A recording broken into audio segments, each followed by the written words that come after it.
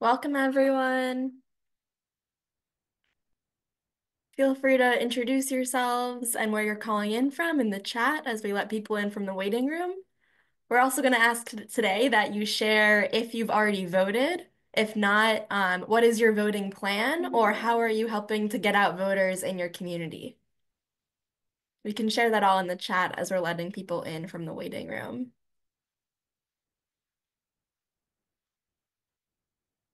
Welcome, everyone. We'll get started in just 2 minutes as people are coming in from the waiting room. Please share where you're calling in from in the chat, and if you have voted already, or if you have a voting plan, or if you're taking steps to encourage others in your community to vote, you can share that in the chat as well.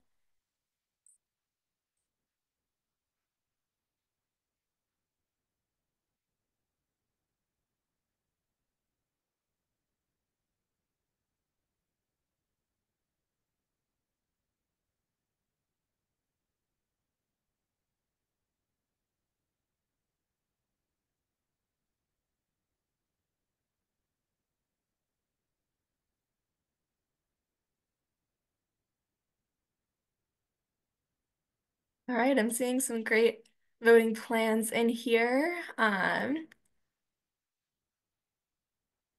see Marie from New Mexico is voting early.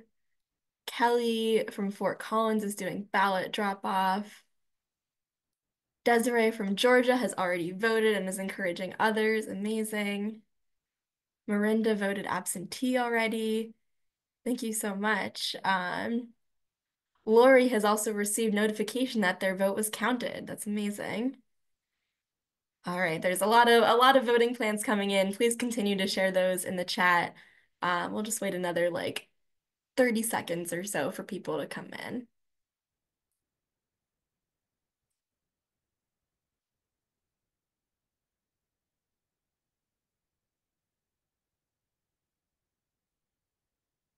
All right. Well, again, please continue to feel free to share your voting plans in the chat. We'll go ahead and get started. I'm Courtney Cooperman. I use she, her pronouns, and I'm the project manager of NLIHC's Our Homes, Our Votes campaign. Thank you so much for joining this webinar. It's hard to believe this is the 14th webinar we've done in this series in 2024, and our topic today is Countdown to Election Day, Getting Out the Vote. If you're tuning in to this webinar for the first time today, I encourage you to check out the archive of our past webinars, and we'll drop that link in the chat. So again, feel free to keep introducing yourselves, and we'll go ahead and dive into the program. We can go to this slide. Thank you. So again, Election Day is just 2 weeks away, 2 weeks and one day. But for most of the country, Election Day isn't the only day to vote, it's just the last day to vote. Early voting and vote by mail are already underway, as we can see from the number of you that have already voted. And now is really the time for our all hands on deck effort to get voters to the polls. Today we have a group of panelists that will talk about a range of effective and creative get out the vote tactics, such as coordinating rides to the polls, reaching out to community members who have not yet voted, and activating voters through artistic expression.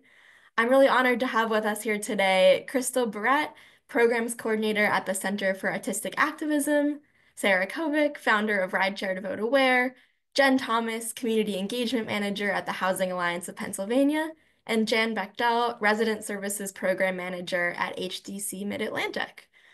Before we get started, I have just a few housekeeping items, as always. First, this webinar is being recorded. We'll distribute the recordings and the links in this week's edition of our Friday email newsletter, The Connection, and we'll post the recording on our YouTube channel by the end of the week. We also have closed captioning enabled. Thank you, as always, to our captioner for being here today. Please ask questions using the Q&A feature throughout the webinar. With so many people attending, it can be hard to catch your great questions in the chat, so we're more likely to get to them if they're in the Q&A. Speaking of the chat, we ask that everyone engage thoughtfully and respectfully and live by the platinum rule, which is to treat others the way that they want to be treated, even if that's different from the way that you want to be treated. And last but not least, a reminder that Our Homes, Our Votes is 100% nonpartisan. meaning that we don't endorse or favor specific candidates or political parties. Our goal is to build the voting power of low-income renters so we can hold elected officials accountable to prioritize housing justice. So with that, I'm going to hand it over to Crystal to get us started with our panelist presentations. Thank you so much, Courtney. Hi, everyone. Thank you so much for having me. I'm really excited to be here. Again, I'm Crystal Barrett. My pronouns are she, her. I'm the programs coordinator at the Center for Artistic Activism. And I'm just going to share a little bit about our work and some of the folks we're supporting this year to get out the vote. And if you go to the next slide, I'll just share a little about the center. So we're a nonprofit that helps people like you use your own creativity and culture in your social justice work. And we do this through different talks and trainings or webinars like this. We do it through research, really looking into what really works in artistic activism. And we also create and share resources so we can help as many people as possible. And we are a nonpartisan group that has been around for 15 years. And I am based in Orlando, Florida, but we're kind of all over. And we've worked on a huge range of issues over the years. So on the next slide, you'll see a lot of different issues that we've worked on. This is not complete, but we always trust the people we're working with to be experts on those issues. And what we bring in is an expertise in artistic activism. And then on the next slide, you'll see that we've brought this artistic activism expertise kind of all over the world, in person in 20-some countries across 6 continents, and reaching thousands more places and people online. And a huge focus of ours the past several years has been here at home in the United States on protecting the freedom to vote and bringing more creativity and innovation to that work. And that is through our program called Unstoppable Voters. And we have just a short video to give you a sense of what Unstoppable Voters is all about. Helping to get voters motivated and to the polls is a team of unconventional people that describes themselves as artistic activists.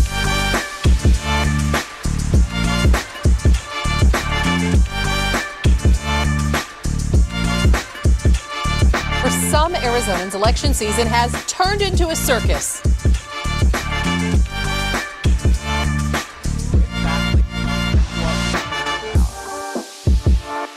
The Compton Cowboys riding their way to a ballot drop box at the Compton Library. They're taking part in the National Unstoppable Voters Project.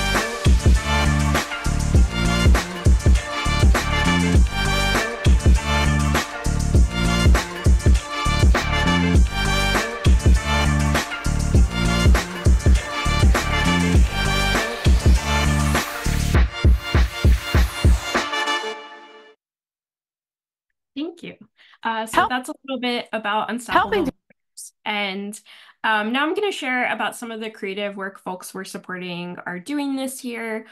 This is just like a little tidbit of 2 projects. There's so much more I could share and so much more I could say about each one. But just to give you a taste, to start, one of our Unstoppable Voters fellows, Yuseli is her name, is working in Wisconsin to engage voters in the election, to register them to vote, to kind of understand challenging legislation, make a plan to vote, and so on. And she is doing this through an artistic activism campaign called Light the Vote. And she's using this hashtag We Flow Together, but it's WI for Wisconsin. You can go to the next slide. And so after going through our artistic activism training and mentorship, she developed this campaign and really wanted to celebrate voting and voters. So on the next slide, you'll see some fun candle making supplies. So during all kinds of different organizing events, Yuseli has set up a candle making station, and she invites folks to make their own candle. And you can kind of see in this photo, there's like different scents you can choose from. There's dried flowers, there's little crystals you can put in your candle. It's all to like personalize it and to make it yours. People get really excited about it. I had the chance to go to Wisconsin a couple months ago to see it, and it was really cool to see how excited people got, because it was a little different too than your average like organizing table. And on the next slide, you'll see that UCELI can engage folks in conversation around voting and civic engagement while they're making their candle. So this was actually a voter who is updating their registration after discovering that they were registered at a former address. And we like to pull out like takeaways to share with folks and like encourage you to use these in your own work. So a principle or takeaway UCELI used that we find works in creative campaigns is make it easy to say yes. So, you know, asking someone, do you want to check your registration status? They might say yes, but a lot of times they might say no. But if you ask, do you want to make a free candle and personalize it? A lot of times are going to say yes very excitedly to that. And people love free stuff too. So that's always a plus and an easy way to make them say yes. And then on the next slide, we have make it participatory. So we like to say, like, don't just talk at people, let them do something fun themselves. And since the candle making took some time, UCELI was able to engage in conversations, like I mentioned, around voting and civic engagement. And she had that captive audience and was able to take advantage of that, which was really helpful. And so next, I'm going to share just one other example from another fellow of ours. Caroline works at the Chinese American Planning Council, or CPC, in New York. And CPC is a social services organization with 50 programs serving 80,000 community members. On the next slide, you can see that they have so many different programming. So it includes early childhood education, after-school programming, English classes, senior care, and so much more. And their community members are mostly Chinese American or AAPI, immigrant, low income, low English proficiency. And Caroline's job on the next slide has been to grow CPC's civic engagement work. She's right there in the middle. And there's a lot of apathy, fear, and lack of education around voting and civic engagement in the community. And Caroline discovered like classic get out the vote tactics were not working super well, and she wanted to try something new. And she even shared with us, like on average, they would do these tabling events, like here in this photo, for like 3 hours at a time, and sometimes only get like 2 people registered to vote, if that. So after going through our artistic activism training and mentorship, she thought of some really creative ideas to engage CPC folks during this big city advocacy day that they have. And so you'll see that over 600 people attended. You can see a lot of folks in this picture, but this is City Advocacy Day. And in the next photos, Caroline actually decided to implement this like dragon imagery and messaging all across the event and in the advertising leading up to the event and so on. She chose a really like culturally relevant image that people loved, and she put this dragon imagery throughout the whole event. This area here in these photos is this like photo booth station, but also like a messaging station where folks were able to flip the narrative and talk about like, I've got the power to make a difference for my family by voting, instead of just being told like, make sure you vote, you know? And she capitalized on like social media and photo taking, and strangers were actually like stopping and taking photos and wanting to get involved in this. And you can see kind of like a red carpet-esque setup, a huge sign, the dragon sign, and the kids are wearing these really fun dragon like hats that people really loved.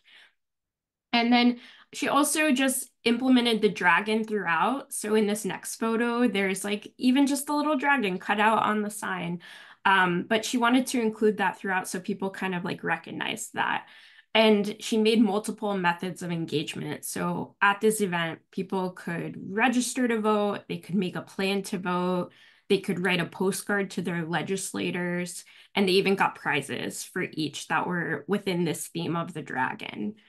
And people loved it. You'll see it here again. Like there's a couple dragon hats in that photo. Someone's actually in a dragon costume too.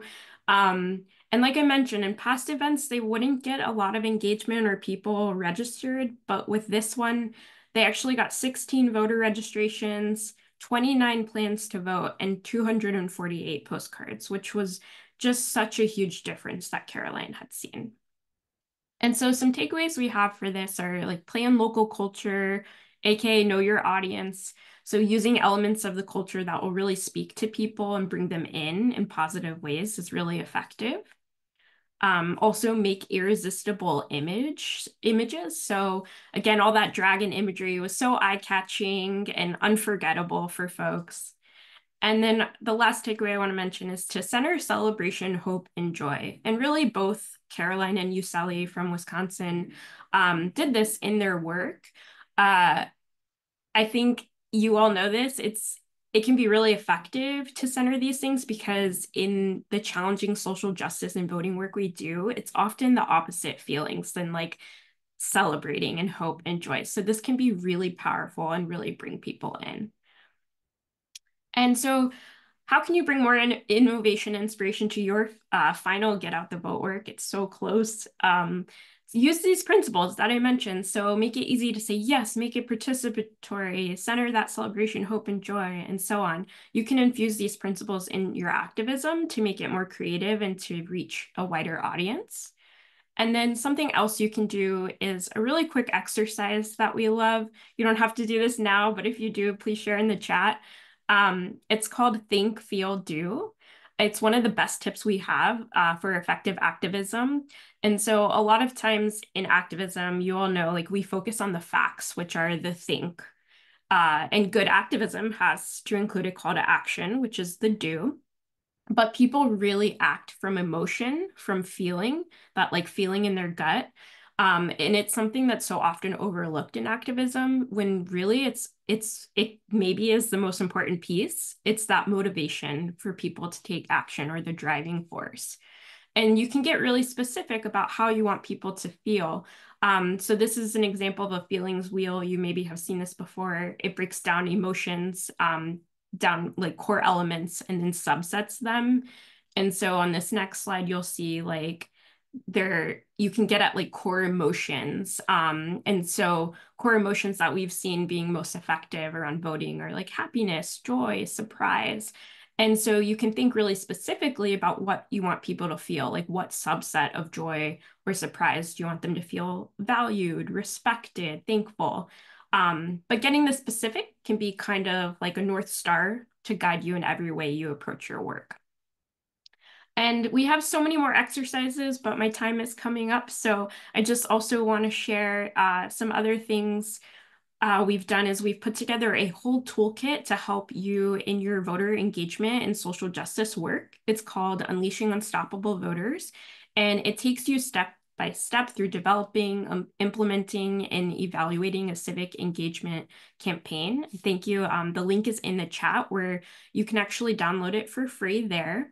But it's full of different explanations, case studies, inspiration, exercises, and more. And then on the next slide, these are just little examples pulled from the toolkit of different activities. So making an audience persona to really examine your audience, learning about like strategies and goals and the best way to approach your goal and your objectives. So again, you can download that for free in the chat. And I just want to close with like saying we have so much more going on, just like you all do, but you can check out some of our other projects we're supporting through a program called Art for the Polls. That link will also go into the chat. And then please reach out to me if you want to talk about your campaigns, if any of this inspired you, you want to hear some more. This is just all like a little tidbit of each thing. So I'm happy to talk more, and I'll put my email in the chat as well. Thank you so much. Thank you so much, Crystal. We're gonna need to have you back another time to go through these exercises because I'm feeling like very, very inspired and wanting to dig deeper. So we appreciate all the work that you're doing and all of the work that your partners across the country are doing to activate in their communities. We'll do questions for all of the panelists together at the end. So please put your questions for Crystal in the Q&A and we will circle back to those in a few minutes. And I'm now gonna pass it over to Sarah from Rideshare to Vote Aware. Hi, everybody. Sorry about that. I am pleased to be here today. I have COVID for the very first time, so bear with me as I try to get through this. Rideshare to Vote Aware is exactly what it sounds like. We are the ride portion of someone's voting plan, meaning their last step should be to make a reservation with us to get a free ride or a complimentary ride to go and vote. Richard from our team is here, and he is gonna share our video. It'll describe, tell you about a little bit about us, save my throat, and then I'll talk a little bit more at the end. Take it away, Richard. Richard, I'm just giving you the permission to screen share. I think you should have it now. Cool. Thanks, Courtney.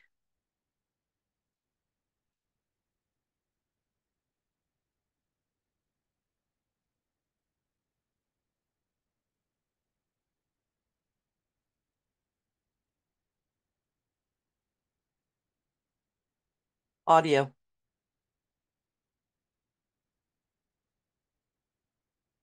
We're not quite as adept as the artists in this, so just bear with us for a second.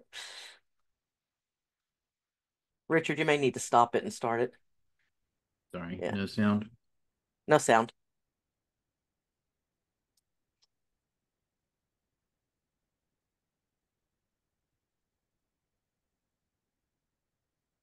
Well, I may be able to tell you about this.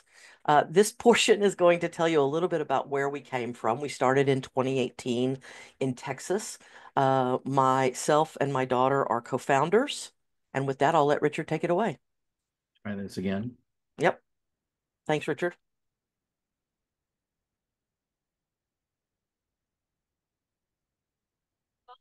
Richard, Still nothing? before you share your screen, there's a little checkbox that says share sound Yeah, it's not giving me the option for that.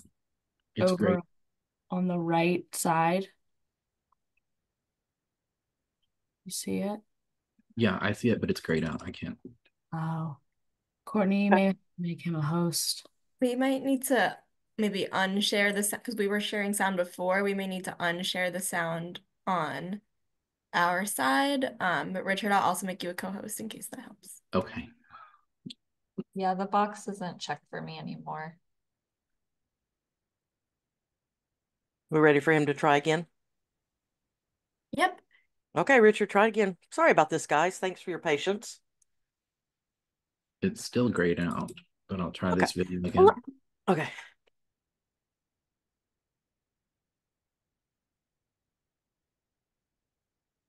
Nope. Okay. Well, let me just tell you guys, we've been around since 2018. We started in Texas. We will be in 20 states this year. We are pleased to say we have had a very robust response to our volunteering, and we are now moving into RGOTV. What RGOTV consists of is we will reach out to about 3 million unique voters this year, hoping to reach each of them at least 2 times to invite them on a ride to vote. And that is all that we ask them about. We assume that all the groups prior to us, maybe many of you on this call or others of you, you're already telling people about it's time to vote. You're already telling them it's time to make a plan. Well, now you can tell them that they can actually book a ride. The link is in the chat, and you can share that link out. They can go directly to it. It's like booking a bus ride or booking a airline flight. They pick when they want to go. They pick where they are located and put in their address, and our back end is all tech-based. It will connect them up. It functions just like Uber and Lyft. It will dispatch the driver to the voter, go for their pickup. We do a round trip ride. We wait for the voter. Our drivers are also trained to be voter allies, which means if there's any issues at the time of voting, they know how to kind of help walk the voter through so that everything can get finished, even if it is a provisional ballot. So for those of you that don't know us, please take a minute and get to know us a little bit. We'd love to be helpful in all the different areas that you all are working. We are truly the last mile. There's not a lot that you need to do other than let folks know that we exist. And when you do that, what you are guaranteeing is that someone is going to cast their ballot. You can trust that. So that's the cool part about what we do. In terms of the outreach, we use pretty traditional outreaches, mostly text and calls. And it's a short and sweet call. We are not doing anything other than telling folks there's voting in your area now and you need to go vote. Here's the kicker. If you aren't ready to use us this year, get to know us a little bit. We run year round. So we will turn right around and be back on the road in January of next year. I believe we'll start in Florida, but we'll be in about 175 elections next year. And then we turn right around in 26 and do midterms and all of that. So we don't ever stop rolling. So wherever you are, please let us know that you would like to work with us. We can work with your teams to help you get collateral materials to pass out and to include our RIDE program in whatever work you're doing to get out the vote. And I think with that, I'll stop there. Thank you so much, Sarah and Richard. And I really appreciate that point about every year is an election year. You don't stop rolling after November 5th, 2024. No, We're getting a few questions for you. Are you able to stick around till the you end bet. for questions? Okay, I don't want to keep you on for any longer No, it's okay. I'm still needed. sitting up. If I Okay. slouch over your no. No, I'll wait. All right. Well, thank you so much for being here. Yeah. We will get back to all of these great questions in just a few minutes. I'm now going to pass it over to Jen Thomas and Jen Bechtel from Pennsylvania. Hi, everyone. First of all, I want to thank Courtney and the NLHC staff for having us here today to talk a little bit about what's going on in Pennsylvania for getting out the vote. Also, I just want to say I am just amazed by the work that Crystal and Sarah and Richard and everybody are doing. So cool, so exciting, and I can't wait to look into that more. So my name is Jen Thomas. I use she, her pronouns, and I'm the Community Engagement Manager at the Housing Alliance of Pennsylvania. And this year we were selected as one of NLHC's Our Homes, Our Votes grantee. We were one of the pilot communities. And the way we are approaching this work, next slide, please. Oh, a little bit about the Housing Alliance first before I go into the voting is we are a statewide coalition working to make sure all Pennsylvanians, especially those with the lowest incomes, have access to safe, decent, and affordable homes. We do this by working with stakeholders all across the state, and our core issues that we work on are eviction prevention, affordable rental housing, homelessness, healthy housing, blight land banks, and homeownership. And we do this through advocacy and lobbying, education, and offering technical assistance. Next slide. So like I said, we were selected as one of the pilot communities for the Our Homes, Our Votes 2024 initiative. And through the work, what we are doing is we are supporting and training and providing tools to organizations across the state of Pennsylvania to engage the people that they serve, the people that they house, and the people in their communities, encouraging them to register to vote, to get out the vote, and helping them understand why it matters and why their vote is important. We currently have 40 partners across the state, and it goes from housing providers to housing authorities, homeless service providers, libraries. We really are running the gamut when it comes to our partners for this project. Next slide, please. So in Pennsylvania, today is the last day to register to vote or update your voter registration status. So I have highlighted on the screen what our priorities are for the next 2 weeks, and that is helping people request and return their mail-in or absentee ballots, and then getting people out to the polls for election day. So after today, after our partners do one final push for registrations, we are going to be moving into that. Okay, here's the voter education and mobilization that we need to do for the next 2 weeks for these important dates. Next slide, please. And then again, these 2 civic holidays have passed, so we're really focusing on the 2 highlighted ones. A lot of our partners are really encouraging the early voting. That way folks can vote early to avoid long lines and last-minute challenges. It gives people more flexibility, whether that's due to work or childcare or transportation issues. And a lot of our partners are hosting local events to promote this early voting. They're sharing on social media. they're sending reminders, and they're distributing materials in their communities. Next slide. So like I said, our two really big focuses for the next 2 weeks are voter education and voter mobilization.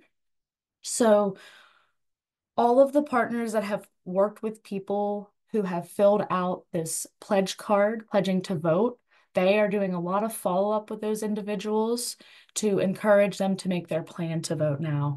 Having voters think through their day, the how, the when, and the where they'll vote, sharing tools and resources that help them create that plan for transportation and ID requirements, making sure voters know their rights, making sure people are equipped with the voter protection hotline numbers in case they run into any issues at the polls, and then really sending out a lot of communications about those key dates in Pennsylvania. A lot of our partners are doing that through newsletters, flyers, social media pushes, and other forms of communications.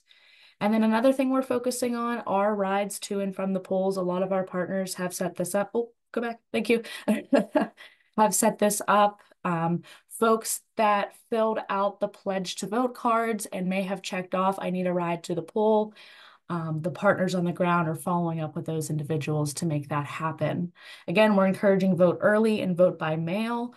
A lot of partners are doing lunch and learns to teach people about their mail-in ballots, how to request it, what's the deadline, how to make sure to fill it out correctly.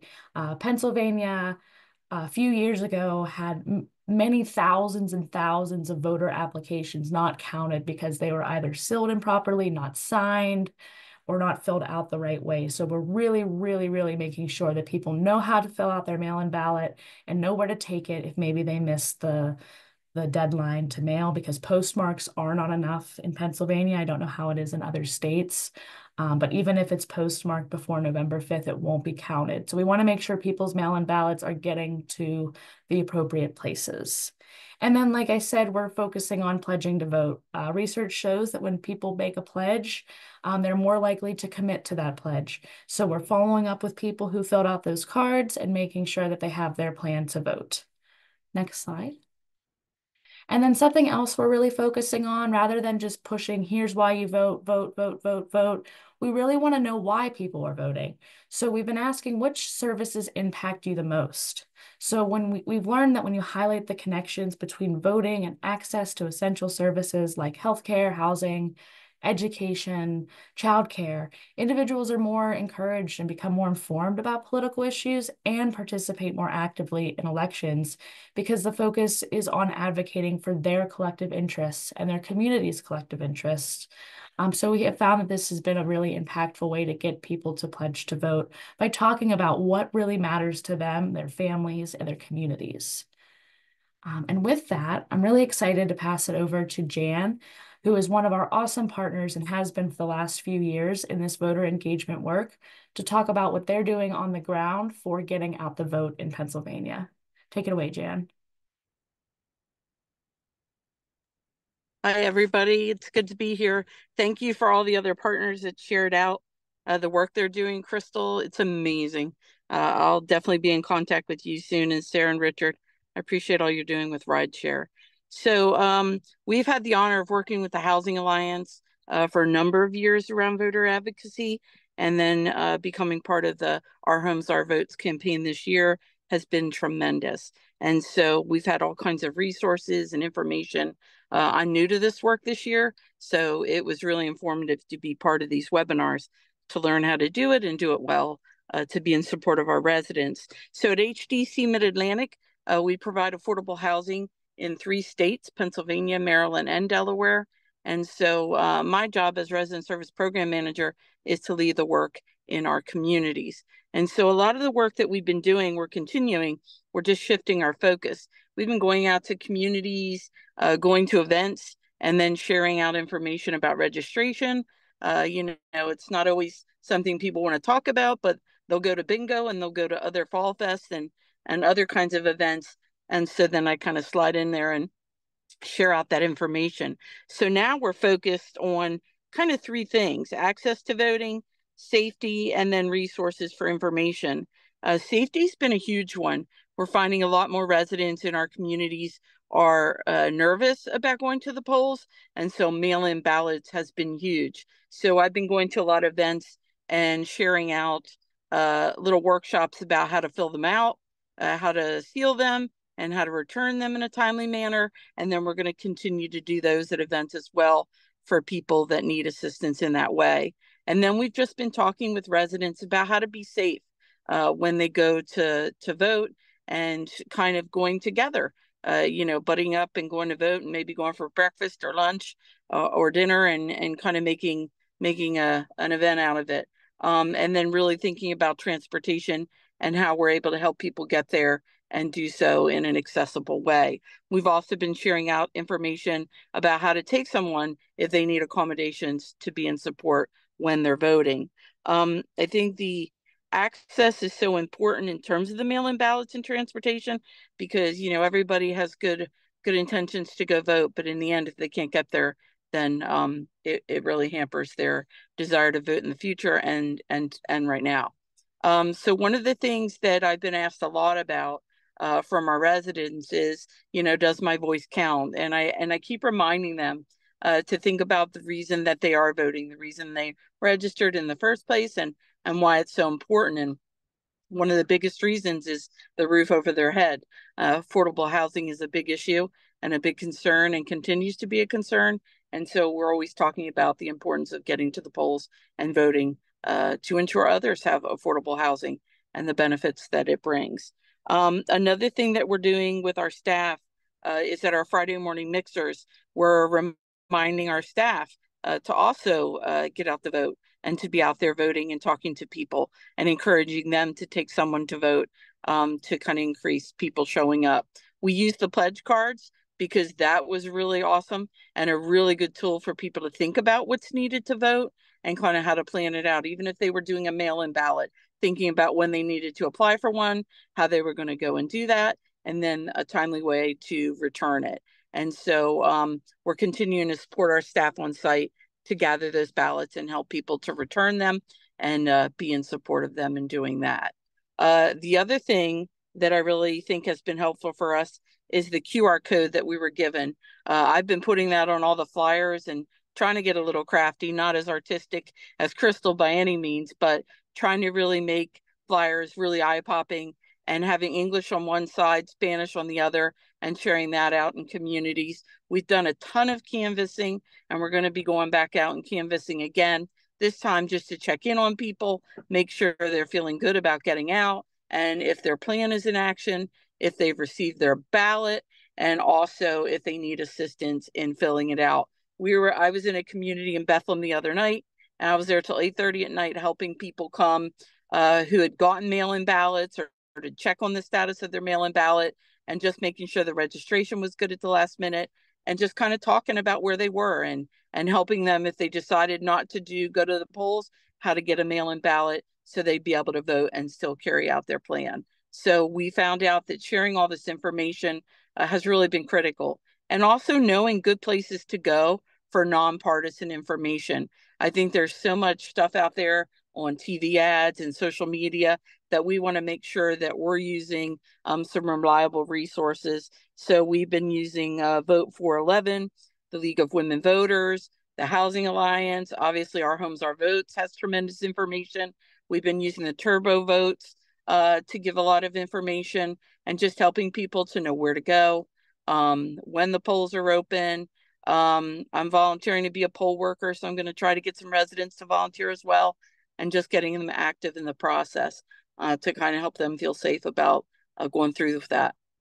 So our goal is to just continue information, support, and answering questions and being a resource right up until November 5th at 8 o'clock when the polls close. And we're going to try to hit all the communities. I'm trying to hit all of our communities if possible. And that's a lot of communities. So I'm doing a lot of driving. But really just encouraging residents to find a way, if they can, to vote. And if they need support, kind of helping them problem solve and think through it and getting them to the polls. And so that's where we're at. So thank you for your time. Thanks for letting me be part of this. It's been a great experience. I've gotten to meet a lot of really cool people, and working with our residents around this has been really impactful and informative. I'll turn it back over to Jen. Thanks so much, Jan. I'm always blown away by the work you're doing at HTC. And that's just one example of some of the work that's going on in Pennsylvania with our other partners doing also amazing work. So we're really excited, and we couldn't do it without the help of the National Income Housing Coalition. So we really appreciate everything you do for us. And with that, I'll pass it back to Courtney. Thank you so much, Jen and Jan. We're really thrilled to have both of you as partners in this work. Jen, it's hard to believe that this is your first election cycle leading this work because everything you're doing is just so impressive and comprehensive. And we've also appreciated you attending this webinar series throughout the year and contributing so much to us. All right, we're going to dive into some questions. So I invite all of our panelists to come back on. We're going to get through as many as we can in our remaining time.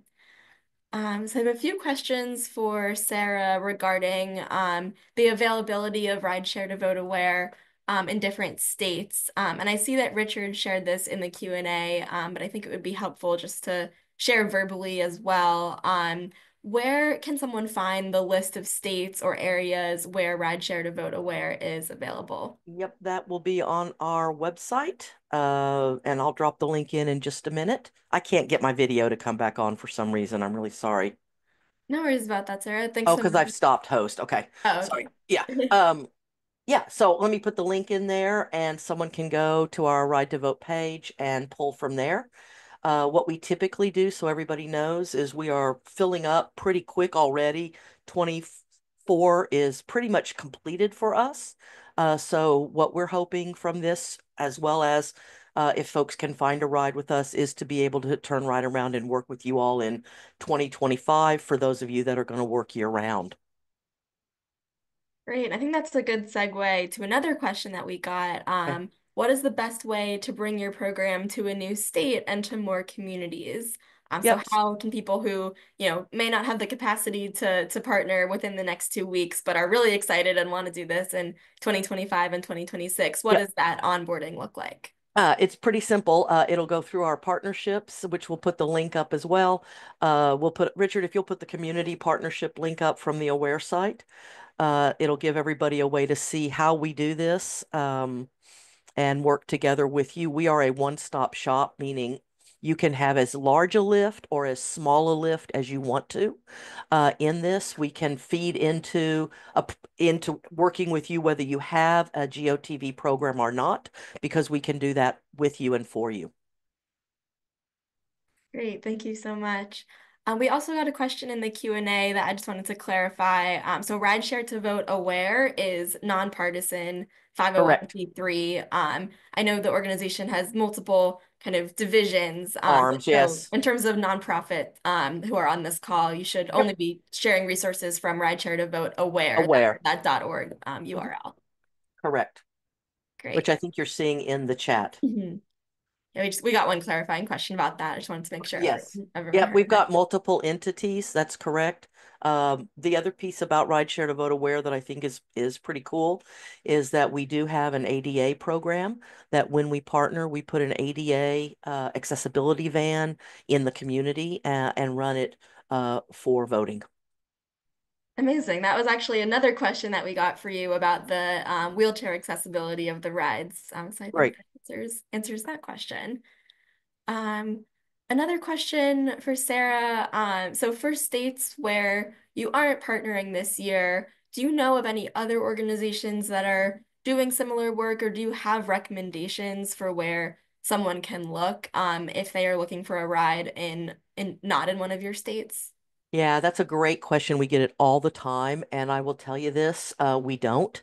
And that's why we exist predominantly. But what I would suggest is that you would Google like Souls to the Polls, especially if you're in the South, but sometimes that'll be there.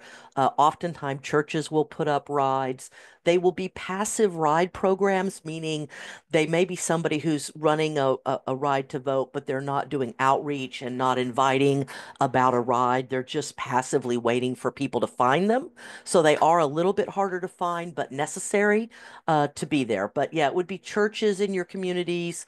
It might be, I think Jen mentioned that they were doing it in Pennsylvania with some of their groups. She may have a better answer than I do, actually. Yeah, I'll open that up to Jen and Crystal and Jan. Do you have any recommendations for where people can look if they need a ride to the polls in a state that isn't covered by Rideshare to Vote Aware? Yeah, I would just recommend if you are looking for rides to the polls in Pennsylvania to just reach out to me directly and I could connect you with one of the partners in your county who might be doing rides to the polls. I'll drop my email in the chat. I'll just jump back in here. One of the reasons that we exist is so that folks like Jen don't have to manage all of that, right? We want to be a part of this with each of you to be open in all the areas so that we can service it. Rides to votes are a very heavy lift, meaning they take a lot of time, energy, effort. And our goal is to make it really super easy for not only people to refer to us, but voters to get that ride. So when Jen's got it, um, in Pennsylvania, that's great. But what we have found is that's what happens is someone like Jen is so good about putting together this thing, but then she's the pivot point, right? She's got to do that and get it and this and that. So consider that when you're looking at your own communities. Thank you. Yeah, we Yeah. appreciate all of that work you're doing to streamline and increase the capacity across this field overall. I'll also just note that if you are in that situation, you're looking for an organization that provides rides to the polls in a different state, feel free to reach out to us. Again, we don't provide rides directly, but we will connect with all of our local partners, do some digging, see if we can make a connection for you. So always feel free to consider us a resource, and we will help you try to find what you're looking for. I see Sharon shared a resource in the chat for Georgia. Thank you, Sharon. I have a question for Crystal. So I just love learning about all of the incredible programs that are happening and know that these are the result of kind of years of investment and training. And for people in the audience today, it might feel a little bit like this is all great, but what can I bring to my community in the next 2 weeks? Do you have any recommendations for ways that people can bring this kind of spirit of artistic activism in more like light touch ways that can be done between now and election day? Yeah, such a great question. I think even from those couple examples I shared, just implementing a few of those principles, I think you can still do that in this time. Like I would ask, like, what is something different you can do that's not going to be, the average or regular like table or text or phone call or something, so on that a voter or potential voter is going to see and just kind of look away from.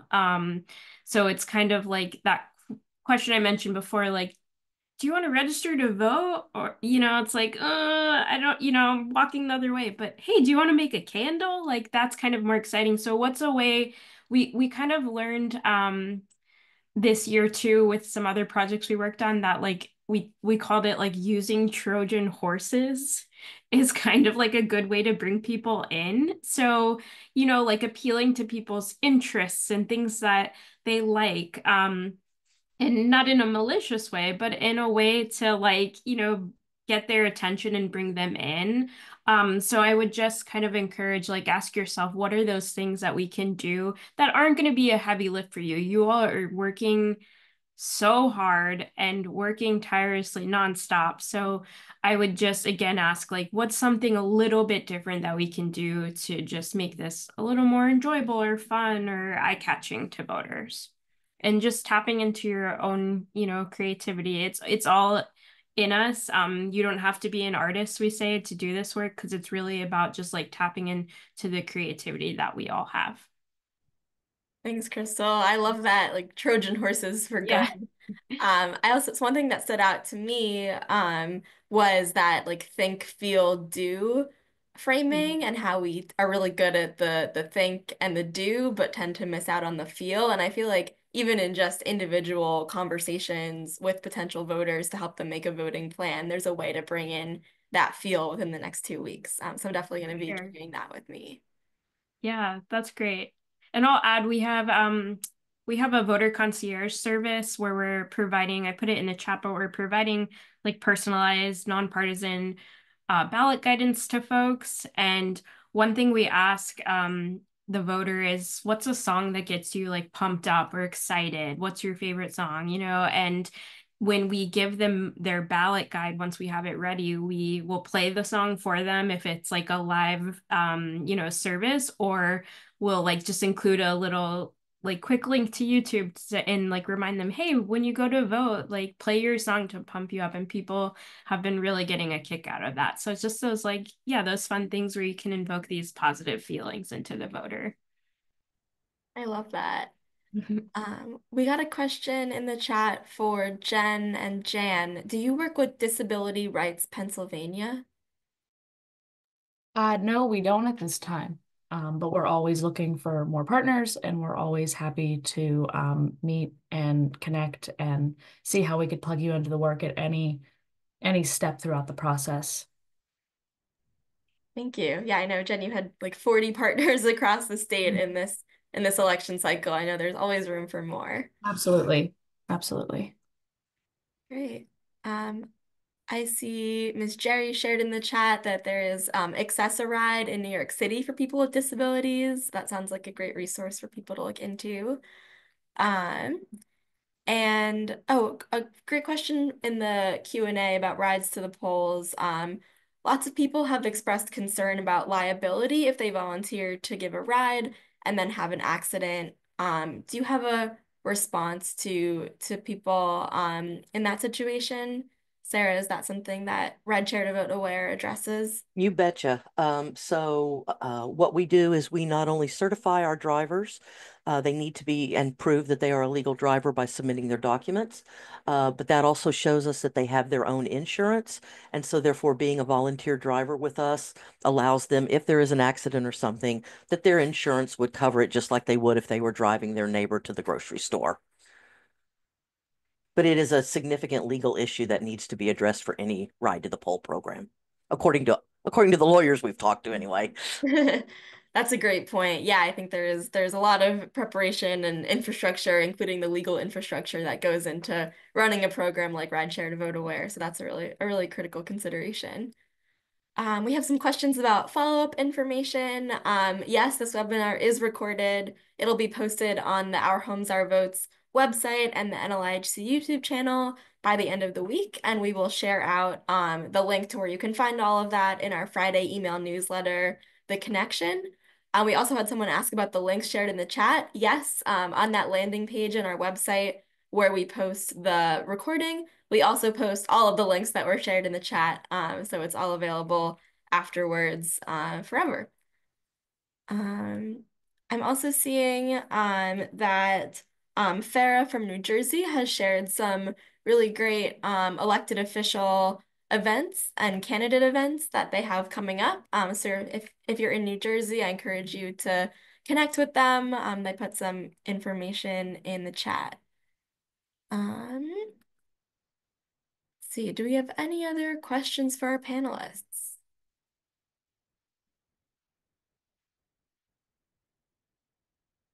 All right, well, I'm not seeing any more questions, so I'm gonna transition. Oh, I see Farah is raising their hand. I could bring you off mute for a quick second, Farah. Let me see if I can do that. Can I do that? While I'm doing that, we got a question from Wanda regarding community members living in encampments.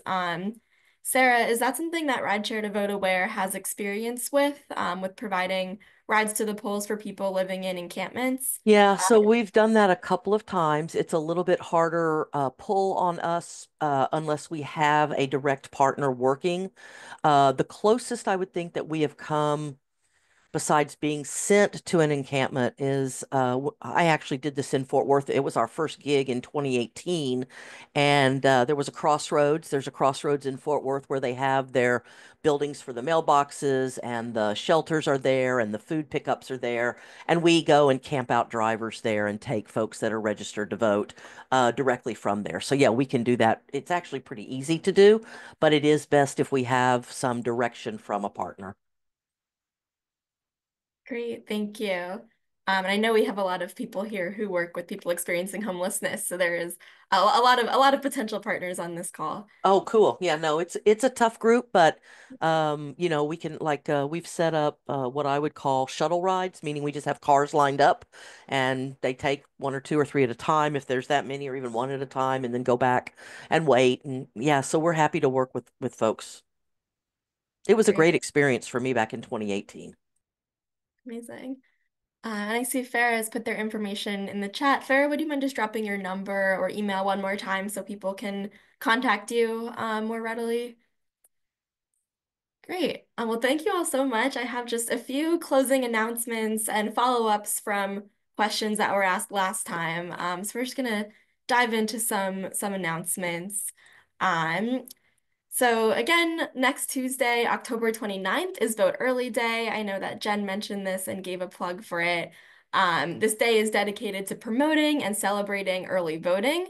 There's a lot of reasons why it makes sense for us to promote early voting to our community members in states where it's available. All of these kind of obstacles to voting, like long lines, potential issues with voter ID, these all really have a disenfranchising impact on low-income renters.